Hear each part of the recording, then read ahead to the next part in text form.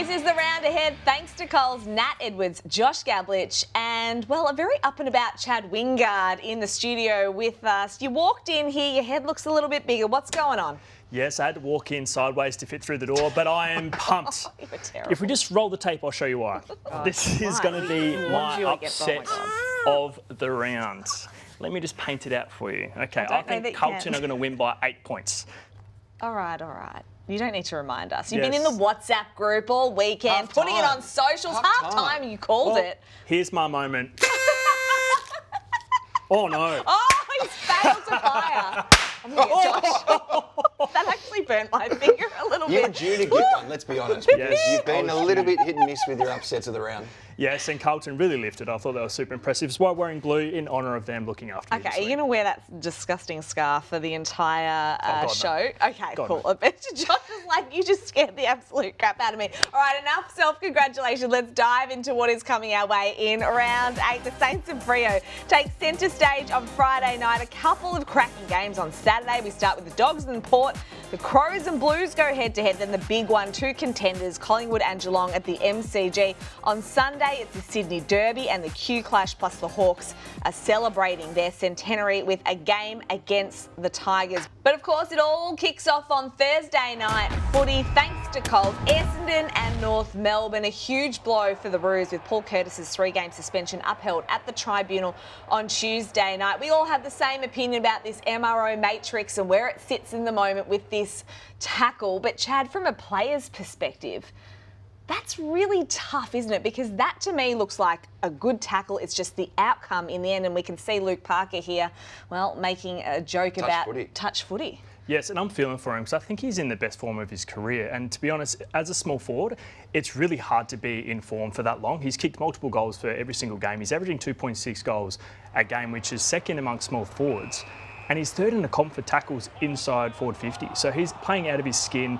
He's been a great player for him. Probably their shining light, if I'm being honest. And for me, he was actually, at the moment, the small forward that I would lock as All-Australian. So to have 3 weeks out really hurts his case. So could it cost him an All-Australian blazer? I mean, 3 games not going to rule him out at the end of the year, but it's just going to ruin his momentum. But it's the momentum, like we said. That's the hardest part to get back as a small forward. So you talked about the shining light for the Roos, which Paul Curtis is. There's also one for the Bombers, and that is Zach Reid, Josh, whose first 4 years in the AFL have really been marred by injury and illness, but it looks like he's making up for lost time at the moment. Well, Nat, he played 9 games in his first 4 years. He's now played the first 6 games of 2025. I think he's been the shining light at Essendon. What he did on Anzac Day was really impressive. He was the Bombers' best player, the only one that got coaches' votes. He's starting to intercept. He's becoming a real key down back. And when you consider what he's been through, all the issues with the illness, with the stress fractures in his back, the issues with his feet, we're starting to finally see why he was taken at pick 10 back in 2020. He's been a real find this year.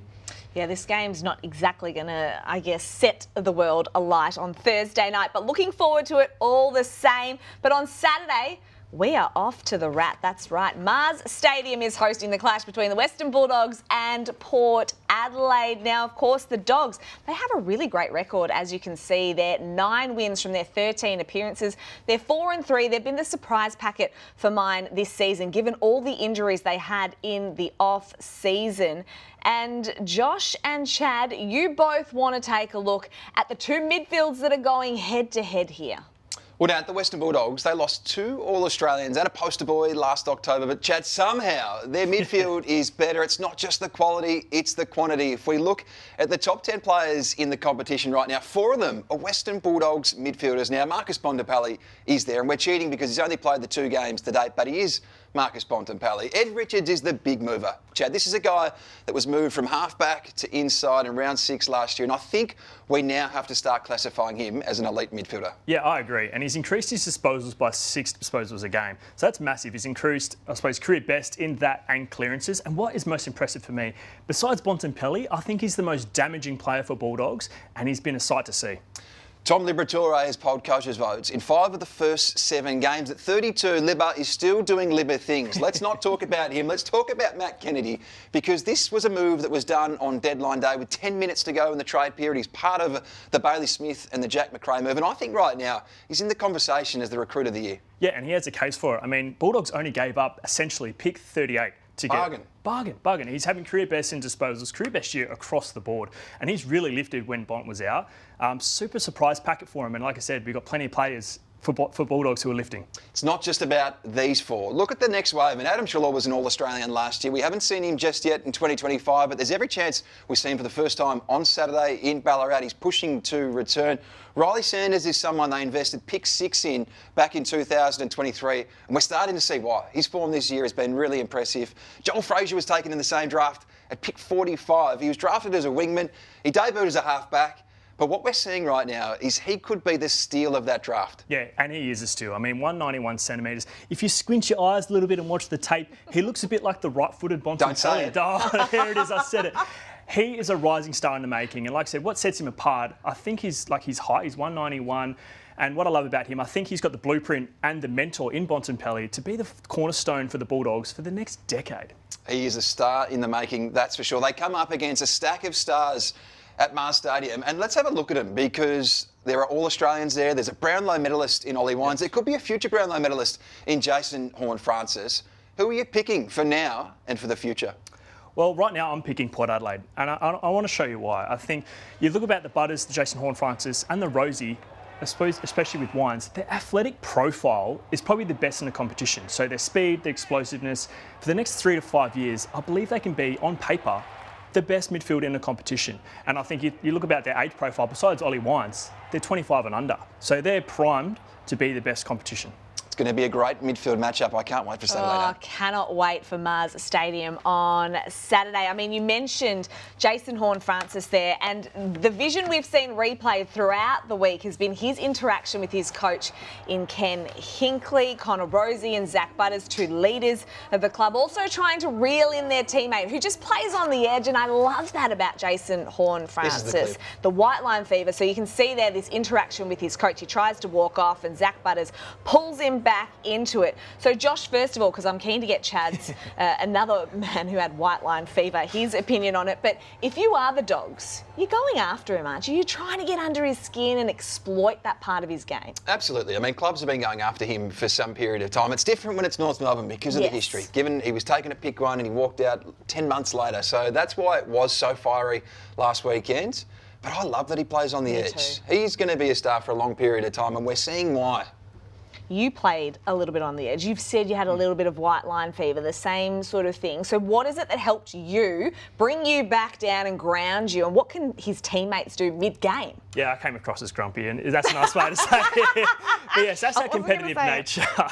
But for Jason Horne-Francis, it actually reminds me a little bit. He'll get to the point where he can channel that to being a better player. So and I think Kenny was trying to channel that. He said, let's give you some constructive criticism. We're going to channel that into this quarter, or give him, I suppose, an action to take into it, whether it's starting on a certain player, whether it's, Jason, we're going to start you out of the square. That's what your role is right now.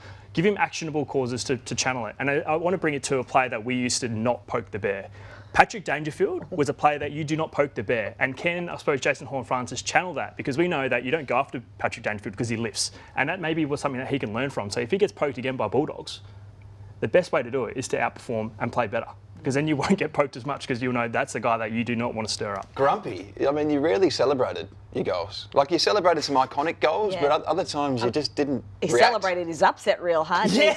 Note to self, though, do not poke the bear when it comes to Chad Wingard. All right, let's move on now because Carlton has won 3 games on the trot, if you can believe it. The latest scalp was Geelong, and that was a huge win and a boost for their confidence and belief moving forward. But they face another tough opponent this week in Adelaide, and the Crows are really going to have to contain Harry Mackay because, Chad, it was so good to see him not just clunking those marks and kicking goals, but actually enjoying his football again after he's endured a really hard couple of months. Yeah, and a lot of people critiqued why he went back to the VFL, but I think it started there. He looked like he enjoyed that. I saw that goal that he kicked at Icon Park, and everyone got around him. And I think that started his, I suppose, journey to get back into enjoying football. That's the most important thing. Secondary is that he played a great game. But most important thing is that he's mentally, obviously, in a great space. He's able to perform because this sport gives us so much. And we've got to remember these are human beings, and it's just great to see him perform at his best because he is a freak. He's a great player. We used to talk about courage on the football field, going back with the flight of the ball. But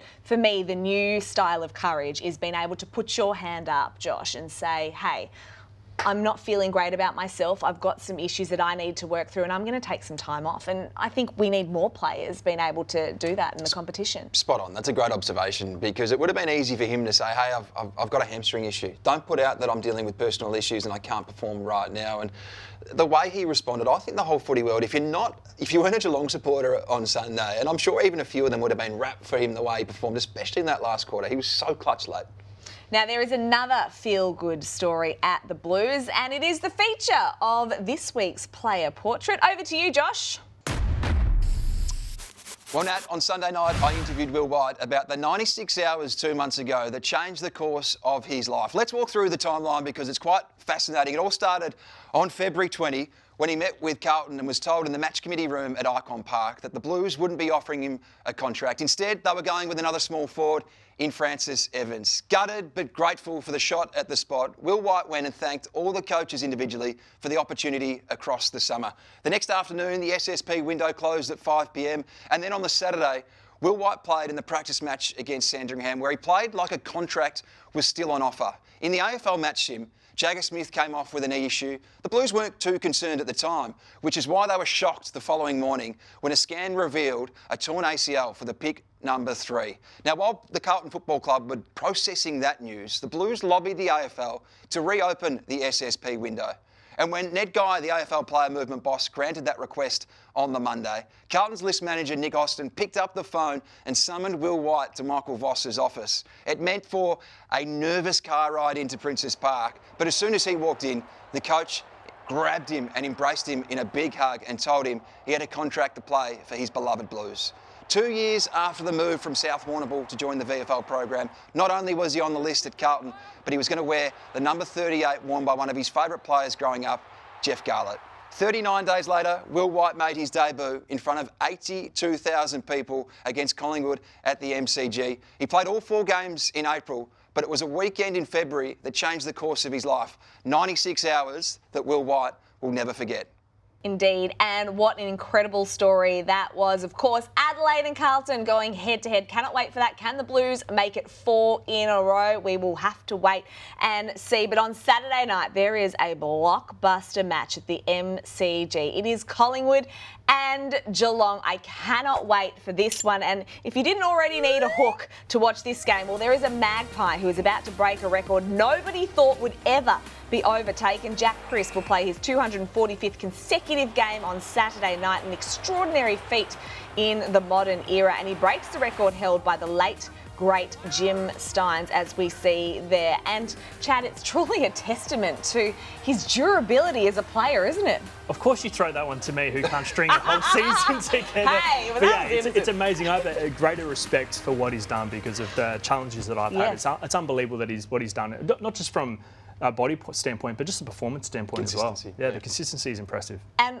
he's often referred to, Josh, as the steak knives in that Dane Beams trade, which was over a decade ago, which he doesn't love. But just take us back and give us the background on this, because this is such a great story in football. Well, he hates the term the steak knives, but he was the circuit breaker in this deal. To get Dane Beams to Brisbane, Collingwood, they didn't just want picks 25 and 5. They wanted something else. Derek Hine was the list manager at the time, the long-term recruiting boss, and he always liked Jack Crisp. But it all happened in October during the trade period across a weekend. It actually happened on a Saturday. Derek Hine was at a pub when Anthony McConville was involved. He was at the Caulfield races on Guineas Day. And once they got the green light from Brisbane CEO Greg Swan to pursue Jack Crisp, they had to get moving. Now, Jack Crisp actually had his 21st that night in Myrtleford, and he had to make it back to Melbourne the next day to do a medical at Collingwood and meet with Rodney Eade, who was the footy boss at the time. Once that was all ticked off, it all got going. Collingwood turned pick 5 into Jordan De Goey.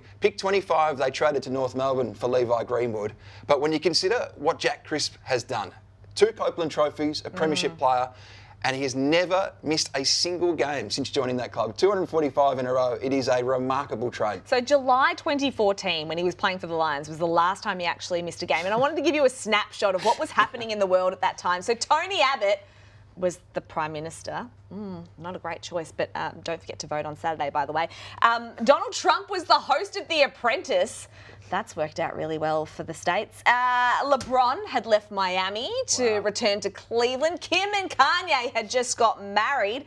And Liverpool hadn't won the league in 24 years. Boy, times have changed in the last 11 years. It's absolutely crazy. But the Pies, they're flying at the moment. They are 6-1, Chad. The Cats, 4-3. As we mentioned, they're coming off that loss against the Blues. And their midfield, with all its star power, was really outplayed by Carlton last weekend. Was it a down day, or do you have real concerns about the makeup of that midfield mix? It was definitely a down day for them, and it's not something that I would be concerned about, the differential in terms of that game, because throughout the season they've been pretty consistent in this. But on the day, the first half clearances, there were 14 clearances differential compared to Carlton. That is the second worst differential in 5 years for the club. So it just shows how poor they were.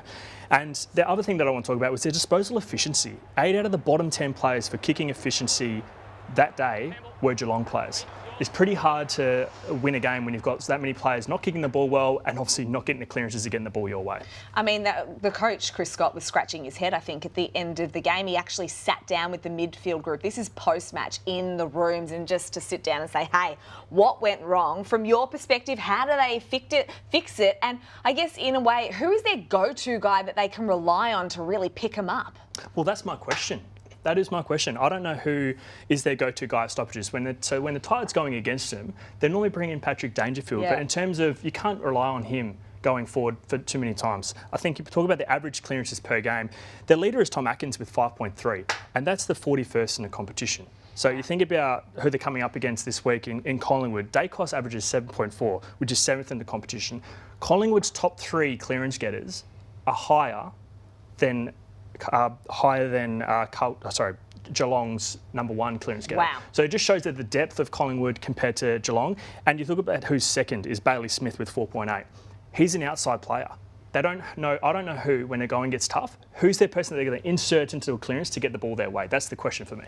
Probably why, Josh, they might want to go after Matt Rowell. Exactly. They've had a lot of interest in Matt Rowell. They've had interest in Clayton Oliver in the past. James Warple looms as a free agent that might land down there. Jai Clark, they've still got so much hope that he becomes this after being taken top 10. So they need to address it, though. One thing is for sure, this game is going to be an absolute cracker. Cannot wait to be there at the MCG on Saturday night. The Sydney Derby, well, that rolls around again. The 30th time these two sides are meeting in the Battle of the Bridge. And Chad, last year's grand finalists, we know in the Swans, they are struggling at the moment. 2-5. We know that they've been hit so hard with injuries to key players. Some of their stars are missing, but they are a very different looking team, aren't they, right now? When you take a look at what they put out on the park in that grand final last year.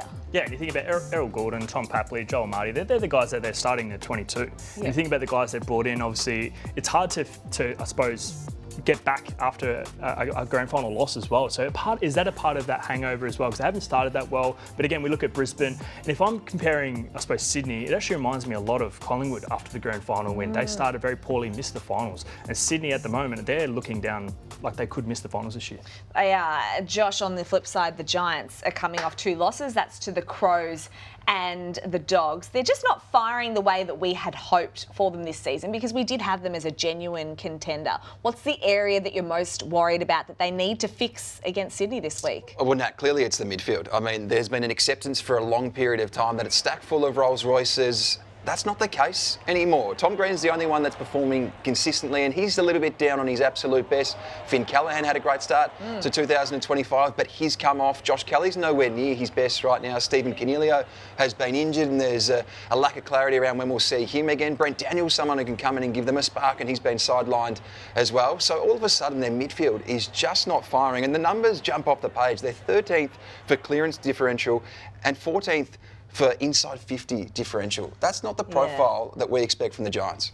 Okay, well, they need to rebound quickly, and that is the Sydney Derby. The Battle of the Bridge come Sunday. On Sunday afternoon, there is a game at the MCG that's not going to be on a lot of people's radar, but for Hawthorn, it is a special occasion, of course. It is them celebrating their 100th year in the AFL VFL competition. They've got this commemorative game against the Tigers, and Josh, as I mentioned, it's set to be a special occasion, especially for those of the golden brown persuasion.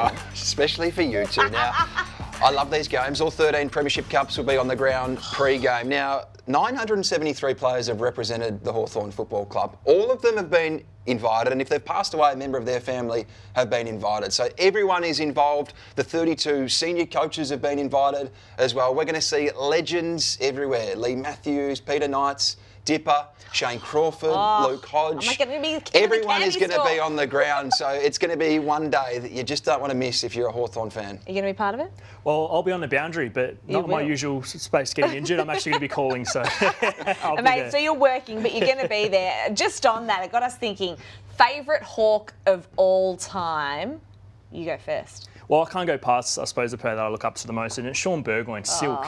He's an absolute freak. I mean, you think about the person that stepped up when the moment counted for. Yeah. Shawnee was that guy, and he was a Swiss Army knife throughout his career, was reliable in whatever role he was given.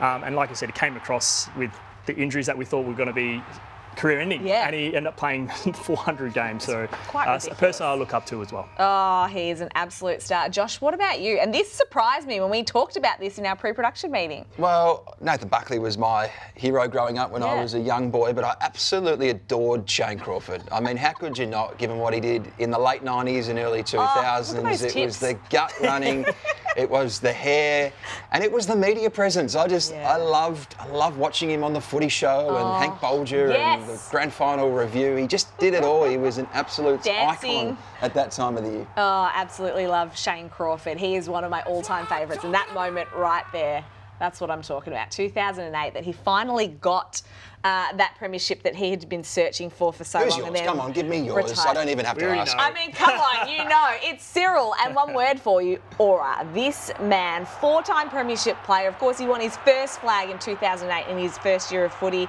On the wing against the Cats, that image plays out regularly in my brain. 2015, a masterful performance to be a Norm Smith medalist in that three-peat, and of course a 3-time All-Australian. So he's just a genius. Everything he did, everything he touched turned to gold. And the day he actually retired, I was in a meeting and the bosses here had to pull me out of the meeting and pull me aside and tell me the news. I cried for 15 minutes and then I had to go live on air and talk about his career. Rough. It was just rough, but they knew that that was going to really get me, and I don't think I've actually recovered. No, love you, Cyril. All right, well, the stage is set for the spiciest and perhaps closest ever Q clash that we are going to witness on Sunday. It's 2nd v 3rd, Lions v Suns. And the Lions, well, they've won the last 11 of 12 Q clashes, which is a pretty huge record. But I feel like the Suns are really primed to change their fortunes, and we have put together our top 5 Q clash moments, starting with number 5, the first ever Q clash back in 2011. Look at Nathan Cracker here with his spectacular mark. Scores a level. He kicks the goal to level things up, to put, the Suns in front. The Lions then respond. Brandon Matera later gets a free kick in the dying minutes to actually get the win for the Gold Coast Suns, and I think the Lions were pretty humiliated.